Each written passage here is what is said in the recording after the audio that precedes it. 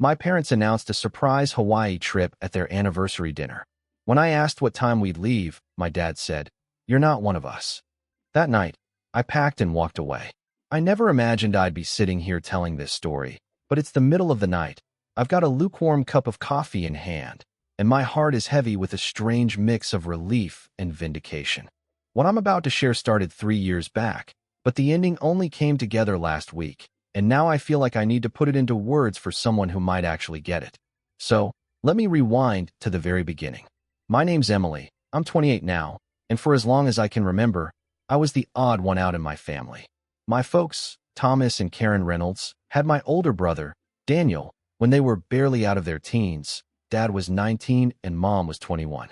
They spent those early years stumbling through adulthood, dropping out of college, patching together multiple jobs, and just scraping by. Then, when Daniel was 12, I came along, their little accident as they so fondly reminded me throughout my childhood. By the time I was born, things had smoothed out for them. Dad had hustled his way into a management role at a manufacturing company, and Mom had managed to launch her own catering business. They were financially comfortable, owned a lovely suburban home, and Daniel was their golden child, the star athlete, the straight-A student, the one everyone admired. Meanwhile, I was the quiet bookworm. While Daniel was out there catching passes and taking cheerleaders to dances, I was buried in the library, prepping for academic competitions and daydreaming about college. My parents never outright dismissed me, but their pride clearly centered on him. Daniel scored a full-ride football scholarship to the state university, while I landed a partial academic scholarship at a private college a few states away and had to shoulder the rest with student loans. During those years, I couldn't help but notice how differently we were treated. My parents flew to every single one of Daniel's games, even the ones that required airfare. When his scholarship didn't cover rent, they pitched in without hesitation. When he injured himself junior year and lost his scholarship altogether, they even refinanced the house so he could finish school. Meanwhile, I was juggling 2 part-time jobs and living off cheap ramen just to scrape by. After graduation, Daniel moved back home and landed a job at Dad's company, while I stayed in my college town, grinding away at a small marketing firm and slowly climbing the ladder. Holidays were the only times I'd visit, and those trips always carried this undercurrent of tension. Conversations circled endlessly around Daniel, his career, his relationships, his plans, while anything I shared, whether it was promotions or even winning a regional marketing award, was brushed off with a polite, "That's nice, honey," before the focus boomeranged back to him. The real breaking point came 3 years ago, during my parents' 30th wedding anniversary. Daniel had just gotten engaged to his high school sweetheart, Amanda, and my parents were practically glowing with excitement. They'd gone all out, renting the private dining room at the fanciest restaurant in town, inviting both sets of grandparents, aunts, uncles, family friends, the works. I drove 6 hours from my city, took 2 unpaid days off work, splurged on a new dress and a nice gift, all in hopes this might finally be the moment they'd treat me as an equal part of the family. At the time, I was 25, freshly promoted to senior marketing coordinator, and starting to feel like I was carving out my own place in the world. Dinner began on a high note. The place was stunning, the food incredible, and laughter filled the air. Dad stood to give a heartfelt toast about love and commitment. Mom teared up with joy, and everything felt like a genuine celebration. But then came the curveball. Dad rose again, glass in hand, grinning ear to ear. "Karen and I have some exciting news," he announced. "We've decided to celebrate this milestone by taking the whole family on a trip to Hawaii. We've already booked a beautiful resort in Maui for next month. We want to spend quality time with the people who matter most." The room erupted with cheers. Daniel and Amanda were buzzing about snorkeling. The grandparents praised my parents' generosity. Everyone looked thrilled. For a brief, shining moment, I felt like maybe I'd misjudged things. Maybe I really was included. "That's amazing," I said to Mom, smiling. "I'll need to get the time off work, but I should be able to swing at least a week. What dates did you have in mind?" Dad's grin faltered, and he shot Mom a look I couldn't quite decipher. Mom's voice took on that sugary, fake gentle tone I knew too well. "Oh, Emily, I think you might be misunderstanding." My stomach dropped. "What do you mean?" I asked, though dread was already creeping in. Dad cleared his throat. This trip is for family, he said. You know, the people who are really part of our lives. I blinked at him, stunned. I am family. I'm your daughter. Daniel chimed in with a smirk. You live 6 hours away. You hardly ever come around. You're basically like a stranger who just happens to share our DNA. The room went dead silent. Every pair of eyes was on us. My grandmother snapped at Dad. Thomas, what on earth are you saying? Dad's face turned red, though I couldn't tell if it was shame or anger. Look, Emily, you made your choice when you moved away and didn't stay in touch. Daniel is here. He's part of our daily lives. He's getting married, giving us grandchildren. You're just not family in the same way. His words hit me like a punch to the gut. I looked around at the table, at people who'd watched me grow up, people I'd assumed actually cared about me, and suddenly I wasn't sure of anything anymore. Some people at the table shifted uncomfortably. Others wouldn't even meet my eyes, and not a single one of them spoke up in my defense. So when you said whole family, I asked slowly, my voice steadier than I felt, you meant everyone except me? Mom gave me this condescending smile and said, You're being dramatic. It's not personal, sweetheart. The trip's just expensive, and we want to go with the ones we're closest to. I repeated her words back to her. The ones you're closest to. And as I stood up, my legs felt weak, but my determination grew sharper. I get it. Dad shot me a warning look. Emily, don't make a scene. I shook my head. I'm not making a scene. I'm just pointing out where I stand in this family, which is apparently nowhere. I grabbed my purse and walked out. Behind me, I heard Mom calling after me and Daniel muttering something about me being too sensitive, but I didn't stop. I drove all the way back to my apartment, seething with hurt and anger, my thoughts spinning. By the time I walked through my front door, that pain had hardened into something tougher and more resolute. I wasn't going to beg them for affection anymore, and I sure as hell wasn't going to keep proving myself to people who didn't care. I was finished. That very night, I tossed a few essentials into a bag and started making calls. I had unused vacation days stacked up, and my boss had been nudging me to take some time off anyway. I booked a flight to Seattle to stay with my college roommate, Claire, and before leaving, I sent my parents one last text. Thanks for clarifying where I stand. Hope you enjoy the trip. Then I powered my phone off and walked away. I spent 2 weeks in Seattle with Claire, hiking, wandering the city, and letting myself breathe again. Claire had always been more of a sister than anyone back home. She listened to everything without judgment, and one evening, while we sat on her balcony watching the sun dip into the horizon, she said, You realize this is a gift, right? They just showed you who they are. Now it's up to you to decide who you want to be. When I got back, I made up my mind. I was going to build my own life, my own version of family, and I was going to succeed, not to spite them, but to prove to myself that I was worth it, with or without their approval. I threw myself into my career like never before. I volunteered for every tough project, took on extra responsibilities, and networked like crazy. Within 6 months, I was promoted to marketing manager, and a year later, I landed a position at a major firm in Chicago that nearly doubled my salary. I packed up and moved without telling my parents, and they only found out when a cousin spotted my update on LinkedIn. Dad eventually called me, the first time he'd reached out since that awful anniversary dinner. Emily, we heard you moved. Why didn't you tell us? I didn't hesitate. Why would I? I'm not part of the family, remember? His voice tightened. That's not what I meant, and you know it. I cut him off. Actually, I think that's exactly what you meant. But don't worry. I'm building my own family now. And I was. In Chicago, I met Ryan, a sharp, kind-hearted software engineer who came from a family that instantly embraced me. His parents, Linda and George, treated me like the daughter they'd always wanted. They asked about my work, celebrated my wins, and included me in every gathering without hesitation. The turning point in my career came when Margaret Hartwell, one of the top execs, called me into her office one spring afternoon. Emily, I want you to take a look at our manufacturing consulting division. We've been considering branching into business turnarounds, companies on the brink of collapse that need complete restructuring. I leaned forward, intrigued. That's a tough space. High risk, but the payoff could be massive. She nodded. Exactly. I want you to explore whether creating a specialized turnaround division is feasible. I spent the next 3 months buried in research. I interviewed consultants, dissected case studies, and picked apart why so many attempts failed. What I uncovered was clear. Most firms only looked at the money, slashing costs, and juggling debt, while ignoring the deeper operational and marketing rot that caused the downfall in the first place. My report proposed launching a division called Strategic Revival Solutions, built on a holistic approach to saving companies, fixing not just the balance sheets, but the business itself. Margaret flipped through my 80-page proposal and looked up at me. This is ambitious. You're basically pitching us as the ER for dying businesses. I grinned. That's exactly what I'm pitching, and I think we'd be damn good at it. She tapped her pen against the desk, then finally said, "All right, I'll greenlight a pilot.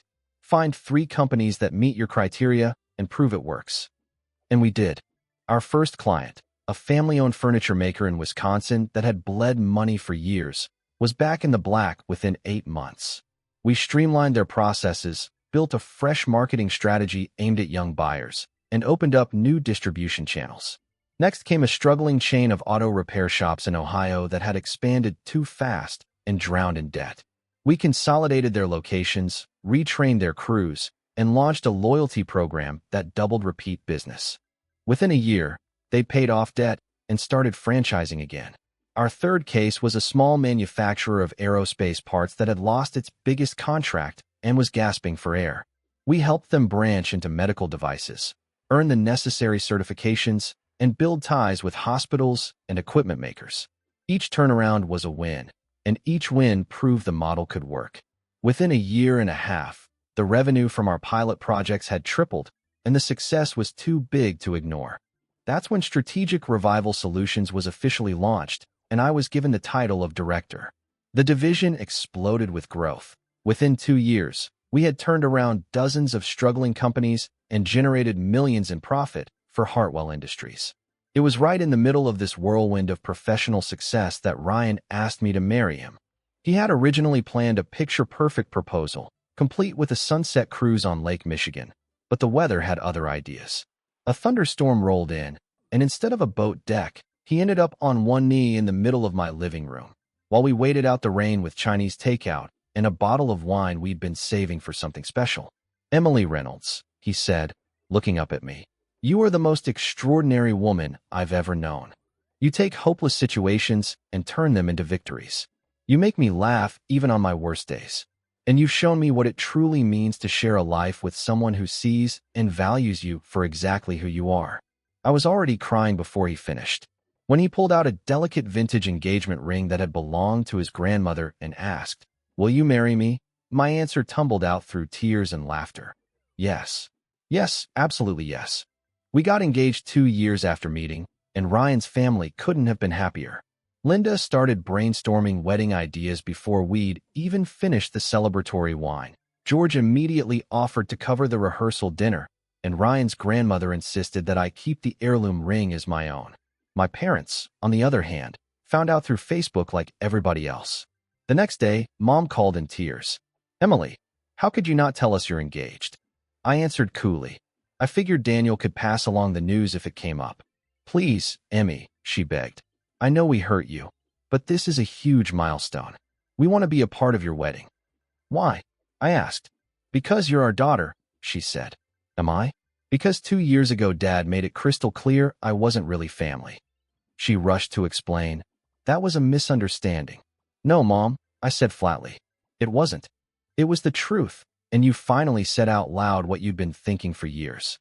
She protested. "That's not fair." "What's not fair?" I shot back. "Is spending 25 years chasing love that was never going to be given freely." Then I hung up and blocked her number, too. Wedding planning turned out to be everything I had always dreamed of, thanks to Linda treating me like the daughter she'd never had. She came with me to try on dresses, taste cakes, and pick out flowers. Ryan's aunts threw me a bridal shower filled with laughter, games, and women who truly celebrated me. The wedding itself was small but perfect, an elegant ceremony at a boutique winery in Napa Valley, surrounded by vineyards bathed in golden sunset light. Ryan's entire family was there, as was Claire, my college roommate and maid of honor, along with about 30 of our closest friends. My parents weren't invited. Instead, I mailed them a wedding announcement afterward, the kind you'd send to a distant acquaintance. Emily Reynolds and Ryan Shun were married June 15th, 2023, in Napa Valley, California. The couple will reside in Chicago. 3 days later, Daniel called. Emily, this is insane. You got married and didn't invite your own family? I invited my family, I told him calmly. They were all there.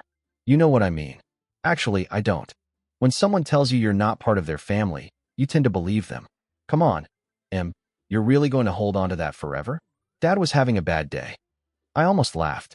A bad day? Daniel, he looked me in the eye and said I wasn't part of the family, in front of 30 people. That wasn't a bad day. That was the truth finally spoken. He went quiet, then tried again. That's not true, isn't it? When's the last time any of you called me just to see how I was? Or showed up to something important to me? Or treated me like I actually mattered? He was silent for a long stretch. We care about you, Emily. I sighed. No, you care about the idea of me. You care about being able to say you've got a son and a daughter. But you don't care about who I am or what makes me happy. You're being unfair, he said. No, I'm being honest. And I'm done pretending obligation is the same thing as love. After I hung up, I found Ryan waiting on our balcony. He slid into the chair beside me and asked softly, You okay? I took a deep breath. I think so. It's strange. I thought I'd feel more grief cutting ties for good. But honestly, I feel free. For the first time in my life, I don't have to wonder if I'm enough for them. Ryan squeezed my hand. You've always been more than enough for me. You're everything. Our first year of marriage was pure joy. We bought a gorgeous Victorian in Lincoln Park with original wood floors and a dream kitchen. We spent our honeymoon in Italy, took weekend trips around the Midwest, and hosted dinner parties for friends. His family kept embracing me without question. I celebrated Mother's Day with Linda, helped plan George's surprise 60th, and somehow became the unofficial family problem solver when Ryan's cousin went through a messy divorce. On the professional side, my reputation soared. I was invited to speak at national conferences, interviewed for business journals, and recruited constantly by rival firms. Harvard Business School even reached out, asking me to guest lecture on innovative restructuring strategies. That first lecture was such a hit that they invited me back to teach a full semester. I worked out a deal with Margaret to take a sabbatical, and I spent 4 months in Boston teaching MBA students how to save companies from collapse using the very methods I had developed. Teaching at Harvard turned out to be one of the most intense and rewarding experiences of my career. The students were brilliant, competitive, and relentless in the best way. They asked tough questions, challenged my assumptions, and forced me to explain not only what I did in business turnarounds, but why those strategies worked. It wasn't enough to present a formula. I had to articulate the reasoning behind each decision, each step in the process. In doing that, I sharpened my own understanding of the methods I had built my reputation on. The course quickly became one of the most popular electives at the business school, and before long, the administration was inviting me back for another year. By my second semester, I had settled into a rhythm as a visiting professor. I loved the energy of the classroom and the thrill of teaching, but that spring, I received a phone call that shifted everything. It was late October, a chilly Tuesday night in Boston, when my phone rang. The caller ID showed Margaret Hartwell. I answered, and her voice carried an urgency that made my chest tighten. Emily, I need you back in Chicago, she said without preamble. We have a situation that requires your specific expertise. My first thought was that it sounded like any of a dozen urgent cases we had taken before, but something in her tone made me lean forward. What kind of situation? I asked. It's a manufacturing company in the Midwest, she explained. They're in very serious trouble, worse than anything we've taken on so far. The owner is desperate, and frankly, we are their last hope. My instincts kicked in. Send me the details. I'll review them tonight. An hour later, the email hit my inbox. I opened the attached file, expecting another typical case study of a failing regional company. Instead, I froze. Reynolds Manufacturing. My father's company. For several long moments, I could only stare at the name, my heart pounding in my chest. Finally, I forced myself to scroll through the documents. The picture they painted was grim. The company had lost multiple contracts with major clients. Its equipment was decades out of date, and the financials showed heavy debts owed to multiple creditors. Based on the analysis, Reynolds Manufacturing had maybe 6 months before bankruptcy became unavoidable. My immediate impulse was to call Margaret back and tell her I couldn't take the case due to a personal conflict. But as I read the details again and again, a different realization settled over me. This was precisely the kind of case that had defined my career. Reynolds Manufacturing wasn't dead yet. It was broken, badly, but with the right strategy, it could be revived. I thought about my father, 58 years old now, staring down the collapse of everything he had worked his life to build. I thought about the employees whose families depended on those paychecks, people who would be left stranded if the company failed. And I thought about the bitter irony of the situation, that the daughter my family had once dismissed as irrelevant was now in a position to save the legacy they couldn't hold together. After sitting with the thought for a while, I called Margaret back. "I'll take the case," I told her. "But I need you to know there's a personal connection here." She was quiet for a moment before answering. "As long as you can remain objective, I trust you." From there, I proceeded the way I would with any other potential client. Through official channels, my firm submitted a comprehensive proposal outlining what we could do: a complete marketing overhaul, major operational improvements, and a new long-term growth strategy. It wasn't cheap, but our track record was unmatched, and the fee reflected the scale of the work involved. A few days later, I got a call directly from my father. For a second, I debated letting it go to voicemail, but curiosity won. "Emily."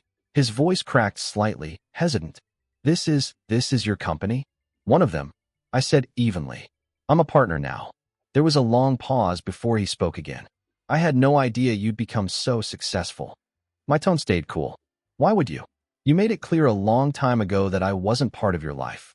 The silence on the line stretched, heavy. Finally, he said, "I know we've had our differences, but this is business. Can you help us?" I let that hang in the air, long enough that I knew he was squirming on the other end. Then I said, "I can save your company, Dad. My success rate is 94%. But if I take this on, it'll be on my conditions." His voice sharpened, a mix of fear and defensiveness. "What kind of conditions?"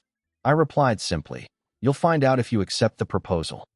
The truth was, they had no real choice. I knew from industry chatter that 3 other firms had already turned them down, saying the company was too far gone to waste resources on. They were out of options, and for the first time in my life, my father's future rested squarely in my hands. We were their last chance, and they knew it. The contract was signed, and just like that, I found myself returning to my hometown for the first time in 3 years, not as the overlooked daughter they'd brushed aside, but as the seasoned executive holding the fate of their company in my hands. Walking into my father's office that first morning was surreal. I was dressed in a tailored suit that cost more than he'd made in a month when I was a kid, carrying a briefcase full of strategies that could either save or bury the family business. Dad looked older than I remembered, his face heavier, his shoulders slumped with the weight of failure. Daniel was there too, shifting uncomfortably in his chair, clearly unsure how to deal with me in this new role. I sat down across from the same desk where he once told me he couldn't make it to my science fair, and I said evenly, "So, let's talk about how to save Reynolds Manufacturing." The assessment phase was ruthless. I dissected every piece of their operation: finances, processes, client relationships, marketing, supply chain. The company was hemorrhaging money from a dozen different wounds. Their marketing looked like it hadn't been updated since the 1990s, customer retention was abysmal, and their operations were riddled with inefficiencies. But beneath all the mess, I could see a way forward. The core was strong enough. They had good equipment, skilled employees, and a reputation for quality. To survive, though, everything my father thought he knew about business would have to be torn apart and rebuilt from the ground up. During those 2 weeks, I stayed in a downtown hotel instead of under their roof. I drove past our old house a few times, but it looked smaller and sadder than I remembered, the neighborhood less impressive, the shine long gone. I thought about all those nights I sat in my childhood bedroom imagining escape, daydreaming about what real success might look like. Never in those dreams had I pictured this. Coming back not as the forgotten daughter, but as the one person with the power to save or destroy everything they had built. The irony wasn't lost on me. At the end of my 2-week assessment, I scheduled a formal meeting with Dad, Daniel, and the leadership team. I arrived 15 minutes early, set up my slides, and arranged my notes. When Dad and Daniel walked in, both of them froze for a moment, clearly still struggling to reconcile who I was now with who they used to think I was. "Good morning," I said smoothly. Shall we begin? I stood at the front of the room, presentation glowing on the screen. Here's the reality. Reynolds Manufacturing is failing because it's been run like a family clubhouse instead of a professional business. Nepotism has replaced competence. Sentiment has replaced strategy. Nostalgia has replaced innovation. Dad's face flushed red, but he stayed silent. The good news, I continued, is that the foundation is solid. You have good machines, loyal workers, and a reputation people still trust. The bad news is everything else has to change. I walked them through the plan in detail: rebranding and modern marketing, equipment upgrades, leaner processes, new client outreach, and most importantly, restructuring leadership. This brings us to personnel changes, I said, flipping to the next slide. The current management structure isn't working. Daniel, you're a capable engineer, but you're not a CEO. My recommendation is to bring in experienced executives, leaders who can actually take this company into the future. The room went completely still. Finally, Daniel spoke up.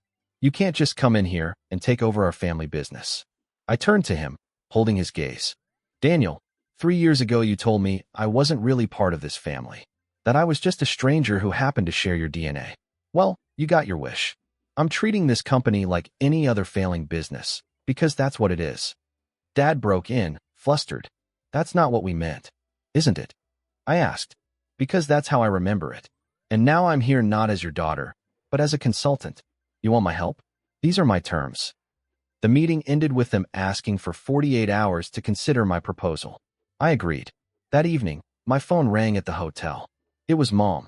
Her voice was thick with tears. Emily, please, can we talk? We're talking, I said flatly. I mean really talk. About what happened at the anniversary dinner. My chest tightened. What about it? We were wrong, she said, breaking down. We were so wrong, and I'm sorry. I stayed quiet for a beat. You're sorry because you need me now. No, she sobbed. I'm sorry because I lost my daughter, and I didn't even realize it until it was too late. For a split second, the old me, the girl who would have done anything for a crumb of their affection, wanted to cave. But that girl was gone. Mom, I learned something that night. Love isn't supposed to come with conditions. Real families don't exclude someone because they live far away or because they're different. They don't make their kids compete for basic acceptance. We never meant to make you feel that way, she whispered. But you did, I said. For 25 years, you made me fight for my place. And when I stopped fighting, you told me I didn't have one. So no, there's nothing to fix, because there was never anything real there to begin with. But I'll still save Dad's company. That's what I do. I save things that are worth saving. The next day, they accepted my proposal.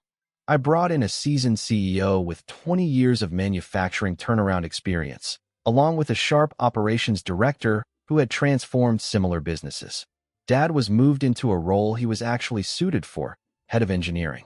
Daniel was reassigned and retrained in sales, where maybe his people skills would finally be tested, assuming he learned the products first. The changes were dramatic. Within 6 months, Reynolds Manufacturing had secured 2 major new contracts and was showing signs of life again. Within a year, they were back in the black, and in 18 months, they were actually thriving. And I was already gone, back to Chicago and the life I'd built. But that wasn't the end of it.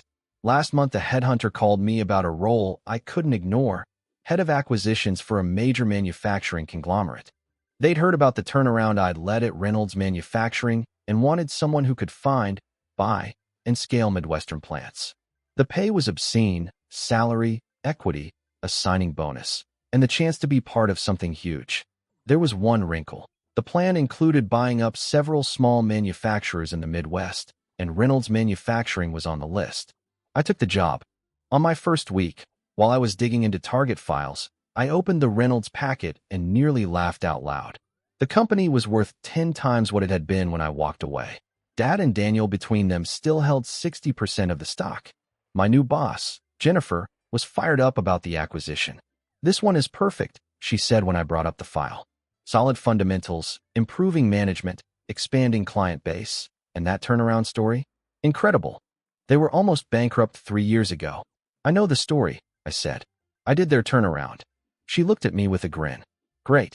I want you to run this one. Can you open discussions and lead negotiations? I smiled, which felt ridiculous and delicious at the same time. Absolutely. I called Dad myself. Hey, Dad. It's Ethan. I've got a business proposal. The irony was so tight, it almost snapped. The same company I'd saved was now desirable enough for a big buyer, and I was the person with the authority to sell them out or keep them. Dad was guarded but curious. The offer on the table was generous, enough to let him retire comfortably and secure Daniel for life. Why would you do this? He asked me on the phone one evening as we hammered out terms. Because it's a smart deal, I said plainly, and because life's got a sense of humor. We closed last week. Dad and Daniel walked away millionaires. The acquisition put them in a position they'd never imagined after the worst years. At the closing dinner, Dad pulled me aside and, for the first time, tried to make amends. Ethan, he said, voice small, I can't change the past, but I'm proud of you. What you've done, what you've become, it's extraordinary. I looked at the man who'd spent my childhood making me feel inadequate, who'd publicly declared I wasn't really part of the family, and now wanted to bask in reflected glory. Thanks, I said, simple and steady. But you should know, I didn't do this for you. I did it for me. He nodded, and you could see the relief and the regret wrestle across his face. I know, he said, and that's why what you did is even more impressive. Driving away that night, I thought about the scared, wounded 25-year-old who had stormed out of that anniversary dinner 3 years earlier. She had no idea that the cruelest words her family could throw at her would become the catalyst for everything that followed. They told me I wasn't family, so I built my own. They excluded me from a trip, so I made a life worth taking trips for. They treated me as if I were worthless, and I turned myself into someone indispensable. In the end, I saved them, not because they deserved it, but because I could, and because choosing mercy over revenge felt stronger and cleaner than any petty victory. That's the real win. Not that I proved them wrong, but that I proved myself right. I am worth love, worth inclusion, worth celebration. The people who truly know me never doubted it for a second. Sometimes the sharpest revenge is simply becoming the person you were always meant to be, whether anyone believed in you or not. I'm Ethan Reynolds now, and for the first time in my life, I'm exactly where I belong.